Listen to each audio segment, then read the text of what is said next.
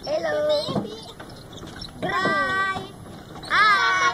Di channel Abah CS Mbak. Miarsa sadaya, ketemu lagi sama CSA ya. Kali ini saya mojok di ini ya, di seputaran perumahan ya, tidak di dalam studio karena biar bisa menikmati angin siang yang hiliwir gitu ya.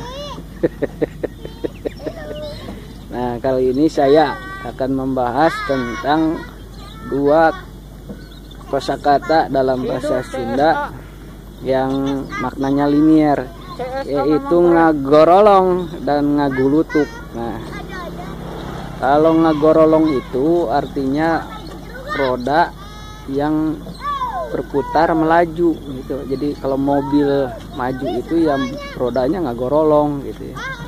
Atau kayu yang bulat ya bisa ngagorolong disebutnya kalau melaju itu ya, didorong ya jadi itu. Kalau ngagulutuk itu bukan roda yang melajunya, biasanya batu ya. Jadi kalau batu dilempar ke aspal lalu melaju, nah disebutnya gulutuk ya, ngagulutuk. Nah, jadi jangan tertukar, kalau batu ngagulutuk, kalau roda itu ngagorolong. Nah itu ya. Nah itu saja sementara.